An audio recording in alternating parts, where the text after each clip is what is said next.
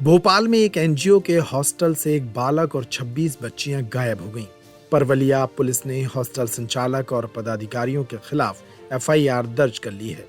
वहीं राष्ट्रीय बाल आयोग ने संज्ञान लेते हुए मुख्य सचिव बीरा राणा से 7 दिन में जांच रिपोर्ट मांगी है। वहीं पूर्व मुख्यमंत्री शिवराज सिंह चौहान ने एक सोशल मीडिया पोस्ट में लिखा, मामले की गंभीरता और संवेदनशीलता को देखते हुए सरकार से संज्ञान लेने एवं त्वरित कार्यवाही करने का आग्रह करता हूं। तारा सेवनिया में चिल्ड्रन होम बिना अनुमति के संचालित हो रहा है, जिसमें मध्य प्रदेश के सीहोर, रायसेन, छिंदवाड़ा, बालाघाट के अलावा गुजरात, झारखंड और राजस्थान की बच्चियां रहती हैं। बताया जाता है कि इसमें 68 बच्चियों के रहने की एंट्री है, लेकिन यहां मात्र 41 बच्चियां मिली। राज्य बाल अधिकार संरक्षण आयोग के अध्यक्ष और सदस्यों ने शुक्रवार को आंचल मिशनरी संस्था द्वारा संचालित चिल्ड्रन होम का निरीक्षण किया था। यहाँ के संचालक अनिल मैथ्यू ने सरकारी प्रतिनिधि के रूप में कार्य करते हुए जो बच्चे सड़कों से रेस्क्यू किए, उनको अपने हॉस्टल यानी चिल्ड्रन होम में रखा है। उनसे ईसाई धार्मिक प्रैक्टिस करवाई जा रही है। 6 साल से 18 साल तक की 40 से ज्यादा लड़कियों में अधिकांश हिंदू हैं। संस्था को जर्मनी से फंड मिलता है। इस मुद्दे पर नियमों को तोड़ने का मामला भी सामने आया है। प्रियंक कानूनगो ने बताया कि मध्य प्रदेश सरकार ने एक एनजीओ को चाइल्ड हेल्पलाइन पर आने वाली शिकायतों को सुनने और मुश्किल में फंसे बच्चों को रेस्क्यू करने का काम सौंप रखा है। एनजीओ संचालक ने भोपाल के परवलिया थाना क्षेत्र में आंचल नाम से हॉस्टल बनाया है। एनजीओ के कर्मचारियों ने चाइल्ड हेल्पलाइन 1098 पर आए डिस्ट्रेस और मुश्किल में फंसे बच्चों के कॉल के आधार पर साल 2020 से रेस्क्यू शुरू किया। अब तक 43 बच्चियों का रेस्क्यू किया गया। इनकी उम्र 6 से 18 साल के बीच है। प्रियंक कानूनगो का कहना है कि इस संस्था ने बच्चों को भोपाल की बाल कल्याण समिति के सामने पेश करने के बजाय सीधे हॉस्टल में रखा। नियमानुसार सीडब्ल्यूसी के सामने पेश कर बालिका गृह में इन्हें भेजा जाना चाहिए था। इस मामले में अब राजनीति भी शुरू हो गई है।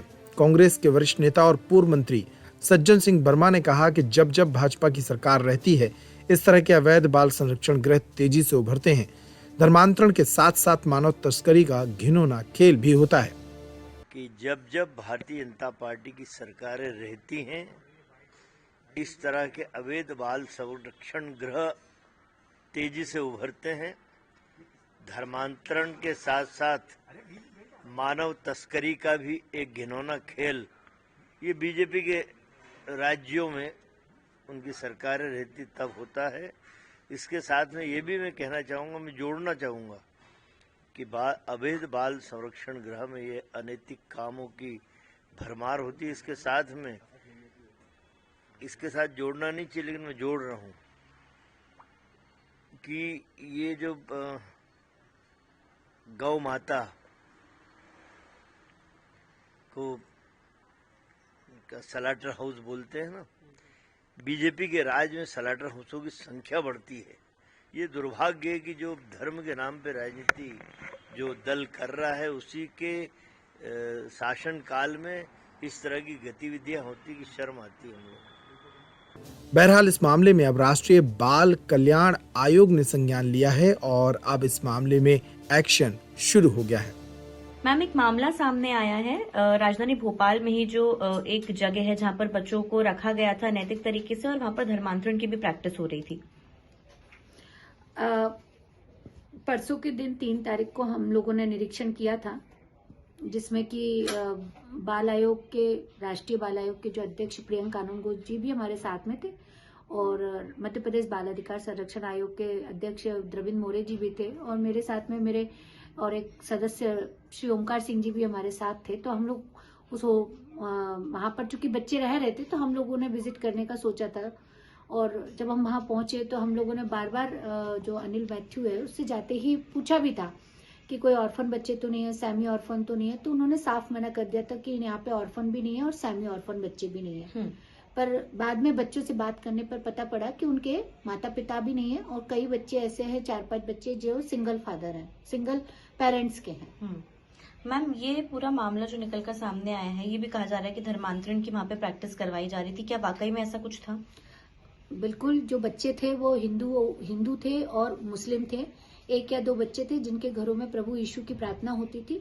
बाकी सब बच्चे हिंदू और मुस्लिम थे जिनके लिए कोई भी वहां पर पूजा की व्यवस्था नहीं थी और उनको केवल और केवल प्रभु यीशु की ही प्रार्थना कराई जाती थी। अभी हम लोगों ने हाल ही में देखा था, मध्य प्रदेश शासन ने एक वो भी निकाला था सर्कुलर कि बिना माता पिता की अनुमति के आप किसी को कुछ भी नहीं बना सकते, परंतु वहां पर बच्चियों ने बकायदा क्रिसमस के दिन में माता मरियम बनके और प्रभु यीशु बनके पूरा प्ले भी किया है। परंतु जब अन्य धर्मों की चर्चा करते हैं, हम हिंदू धर्मों की बात करते हैं कि ऐसे 30 त्योहार वहां मनाए जाते थे, तो बच्चियों ने पहले तो मना कर दिया, परंतु बाद में उनको जब समझा दिया गया तो उनका कहना था हाँ, परंतु किसी भी प्रकार के वहां पे फोटोग्राफ नहीं थे, ना ही वहां पर कोई मूर्तियां थी। और एक बच्ची ने तो ये भी बताया कि उनके पास एक मूर्ति थी लड्डू गोपाल की, जिसको कि बाद में पूजा करके फादर ने पानी में विसर्जित करवा दिया।